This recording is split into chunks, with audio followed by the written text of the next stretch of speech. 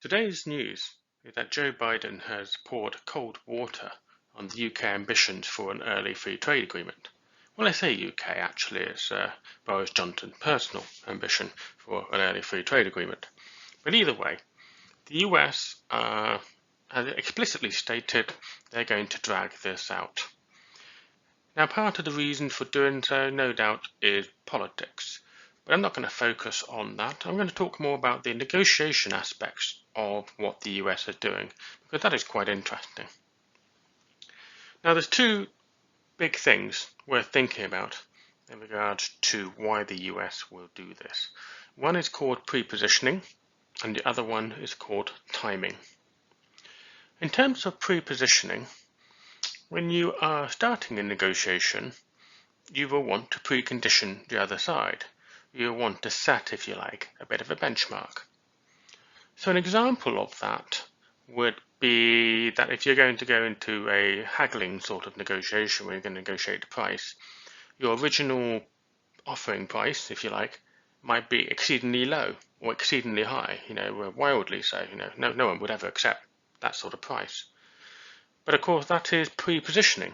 You are trying to set a benchmark to force the other side to change their expectations and to reach a compromise which will land where you want it to be at what you think is what you can get. So in other words, where you can bargain them down to. So there's a possibility, well, quite a high probability in fact, that the US are doing this to the UK by dragging out the prospects of a free trade deal. And we can see that in some of the language that Joe Biden is using. For example, he talks about there not being confrontation with Brussels. So he is driving Johnson to behave better because that serves US interests in a number of areas. He is also making it explicitly clear that Johnson and the UK government must absolutely not compromise the Belfast Agreement and create tensions between Northern and the Republic of Ireland. And there will be other things behind the scenes that the US will do as well to apply pressure on the UK ahead of negotiations. Those sorts of things might include climate change targets or legislation to restrict technology companies, which predominantly happen to be US, which predominantly do very well at not paying too much tax, for example. So by playing hardball on all these issues at an early stage, the US are setting markers down there. They're setting the tone, if you like, for forcing the UK to compromise to a position where the US said, okay, now that we've got the silliness out of the way, we're willing to talk, sort of thing. Now that you're willing to meet at least some of our demands. So it's an obvious strategy, and the US are very accomplished negotiators. They use their muscles, their power, their ability to prepare very well in order to do this. So I see a lot of this dragging things out as all part of the pre-positioning process. And the US negotiators will know that the UK government are not well equipped to counter pre-positioning, and that they're also desperate to do things quickly, and that also they don't really do their due diligence particularly well. Therefore, this is a good way of scoring some early wins in the pre-negotiation stage. Now, the second thing I talked about is timing. And this can kind of go either way, actually, because at the moment, the Conservative Party have an utterly ridiculous manifesto commitment to sign all free trade agreements within a number of years. And I say that's ridiculous because there's no way you can ever get decent free trade agreements by doing that. You're going for a number. You're not going for anything quality, and you're not actually going for anything that's in the UK's interest by trying to reach such a target. So all the countries that the UK negotiates with will know about that target. And then they will know that if they dangle the carrot of an early free trade agreement, the UK will rush it through, not do the due diligence, and perhaps agree to a whole host of compromises that really the UK should not be agreeing to. And this was particularly obvious during the Australia Free Trade Agreement negotiations.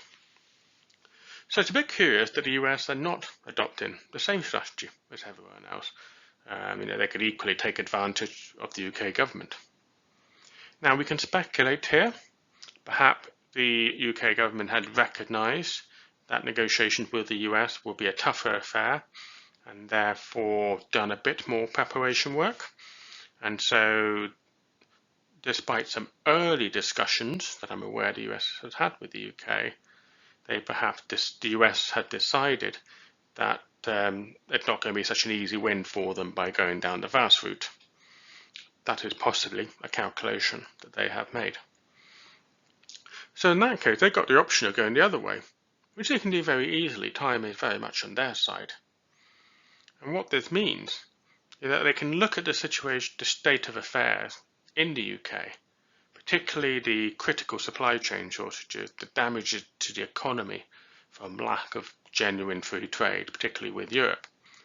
And the US can make the calculation that the longer they wait, the more desperate the UK will be. And that all the pre-positioning things that they set out can then be more readily accepted by the UK the more desperate the UK gets, as more damage is done to the UK economy, done to the supply chains, and so on, by the inability to trade, to export, or even to import, perhaps in certain cases.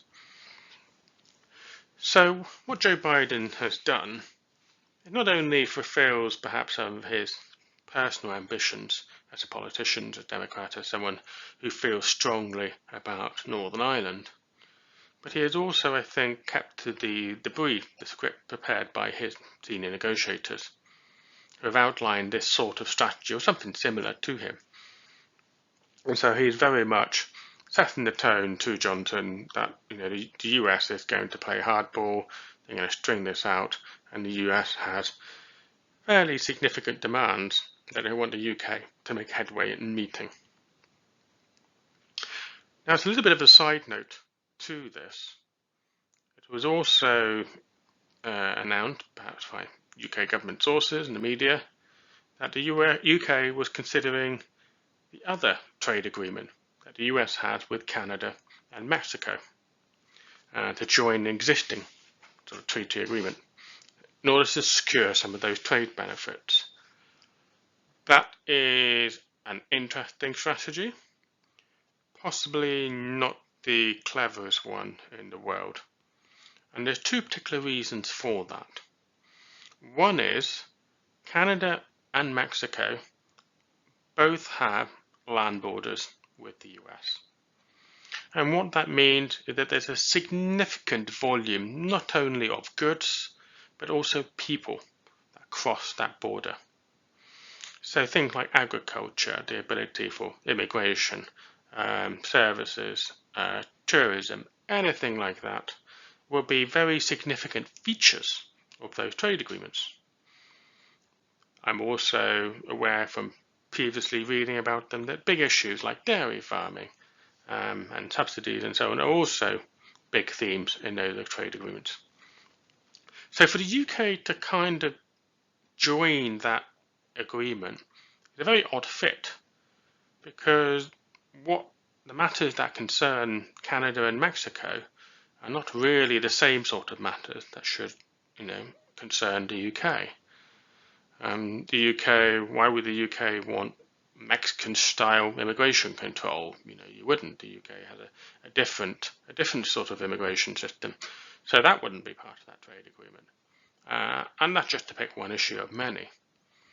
So it doesn't really seem like an automatic fit, or really necessarily a good idea that the UK would seek to join that kind of agreement, because it's very much a sort of, not bespoke really, and there'll be an awful lot of stuff that not only won't really be of interest to the UK, but actually quite the reverse, might even cause harm to the UK, but not cause harm to the US, Canada or Mexico, which was obviously those sort of provisions were negotiated with those specific topics in mind.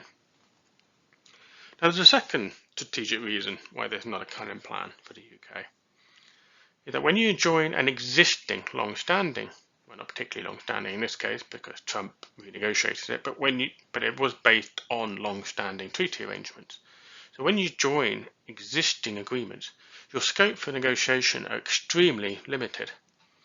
You have 3 countries who have effectively already been operating to that, to those standards, that way, to that agreement. Why would 3 countries completely rewrite the document in favour of a 4th? You don't. So any 4th country joining that agreement would have to accept that it's a bit of a take it or leave it type scenario. That you can effectively, you only amend the treaty for the purpose of allowing your country to join. You don't really get to renegotiate any of the core principles. And at best, you might get to negotiate some of the smaller details, but only really the smaller details, certainly not the big things. So again, this seems like a desperate strategy by the UK to get in by any means, and it's not one that I really would consider particularly credibly. And then for it to actually even be a goer, all 3 nations, Canada, the US, and Mexico, would have to agree. If any one of those nations does not agree, then it is simply not happening. So I'm afraid this is perhaps another wild idea by the UK that doesn't really bear much scrutiny. But I think what is obvious is that the US are going to take their time about negotiating this trade deal, and I don't think it's necessarily going to be in the UK's favour. I think it would be a very difficult deal for the UK to take any satisfaction in reaching. For many years, even the EU and the US have struggled to reach any trade deal in any kind of short time period. They both play hard, and they are quite willing to walk away and to wait each other out on certain issues. And I think the UK is going to find itself in a position of either having to do that or to acquiesce to almost every US demand in order to get that trade agreement signed in any kind of reasonable time frame. Unfortunately, I suspect that the leadership of the UK government is perhaps quite willing to acquiesce, to capitulate in that sort of way. And that is an exceedingly bad negotiation strategy that I would never encourage anyone to do. So I hope you found that analysis helpful. Any suggestions or further analysis or comments, please do put them into the comment box. They would be most welcome.